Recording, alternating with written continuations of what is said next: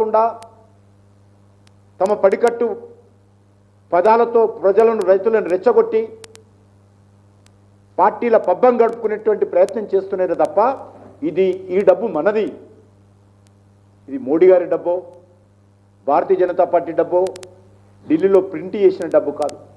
ఇది రైతుల డబ్బు, రైతు కూలీల డబ్బు, పన్నులు కట్టేటువంటి ప్రజల డబ్బు. ఇది దీన్ని పూర్తి స్థాయిలో సద్వినియోగం చేసుకోవాలి. ఈరోజు నేను మనవి చేస్తా ఉన్నాను, ఈ యొక్క భారతీయ జనతా పార్టీ ప్రభుత్వం ప్రొక్యూర్మెంట్ చేస్తుంది. మేము వచ్చిన తర్వాత మొదటిసారిగా దేశవ్యాప్తంగా సుమారు 82-83 కోట్ల మంది ప్రజలకు ఇదే బియ్యాన్ని ఉచితంగా ఇస్తా ఉన్నాం. ప్రపంచంలోనే అతిపెద్ద free food grain distribution system, Modi గారి నాయకత్వంలో దేశంలో ఉన్నటువంటి పేద ప్రజలు మధ్యతరగతి ప్రజలకు దృష్టిలో పెట్టుకుని ఈరోజు అమలు చేస్తా ఉన్నాం. మీరు మా గురించి మాట్లాడతారు. మీరున్నప్పుడు ప్రొక్యూర్మెంట్ మీద తెలంగాణలో కానీ దేశంలో ఎంత ఖర్చు అయ్యేది, ఈరోజు మేము వచ్చిన తర్వాత ఎంత ఖర్చు అవుతుంది, ఎప్పుడైనా ఈ ప్రభుత్వం ఆలోచన చేసిందా? ఈరోజు ఈ రాష్ట్రంలో భారతీయ జనతా పార్టీ ప్రభుత్వం రైతులకు సంబంధించి అనేక రకాల కార్యక్రమాలు తీసుకుంటున్నది. ఇప్పుడు ఉన్నటువంటి పంట పొలాలు సాయిల్ టెస్టింగ్ రెగ్యులర్గా 2 సంవత్సరాలు 3 సంవత్సరాలకు ఒకసారి జరగాలి. సాయిల్ టెస్టింగ్ సిస్టమ్ పోయింది.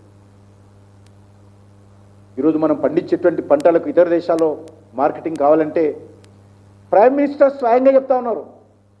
ప్రతి మన్ కీ బాత్లో, ప్రతి మీటింగ్లో, ముఖ్యమంత్రుల మీటింగ్లో, వీడియో కాన్ఫరెన్స్లో organic farming, natural farming, chemicals తగ్గిద్దాము, ఫెర్టిలైజర్ తగ్గిద్దాము, మనం పండించేటువంటి పంటలకు ప్రపంచ దేశాల్లో మార్కెటింగ్ ఉండాలి, దేశ ప్రజల ఆరోగ్యం కాపాడాలి మోటివేట్ చేస్తుంటే ఎంతసేపు ఉదయం నుంచి సాయంకాలం వరకు కేంద్ర ప్రభుత్వం మీద ఆడిపోసుకోవడమే తప్ప ఈ ప్రభుత్వానికి ఏమాత్రం రైతాంగం పట్ల, రైతుల సమస్యల పట్ల చిత్తశుద్ధి లేదు.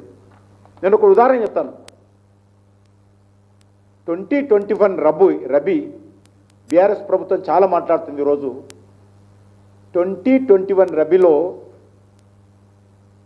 వాళ్ళు ఎఫ్సిఐలో బియ్యం ఇవ్వమంటే అగ్రిమెంట్ ప్రకారం 9 సార్లు ఎక్స్టెన్షన్ తీసుకున్నారు. 9 టైమ్స్ నా దగ్గర లెటర్స్ ఉన్నాయని.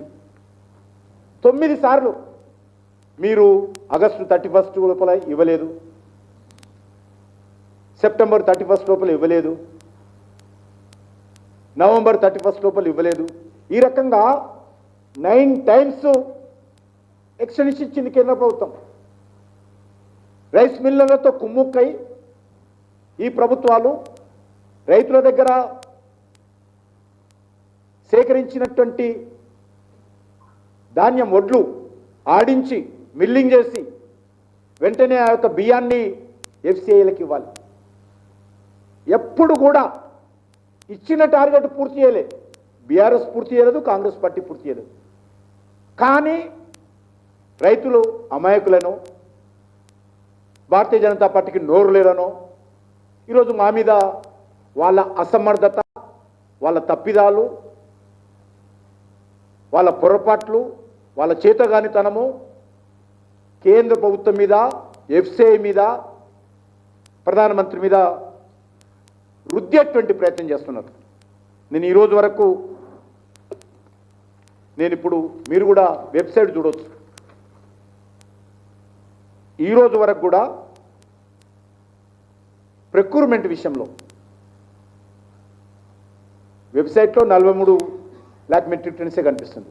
కానీ యాక్చువల్గా 51 లక్షల మెట్రిక్ టన్ అయింది. ఇంకంటే కేంద్ర ప్రభుత్వం ఏదైతే మీకు కోటా ఇచ్చిందో ఆ కోటా ఇంకా పూర్తి చేయలేదు. ఇక్కడ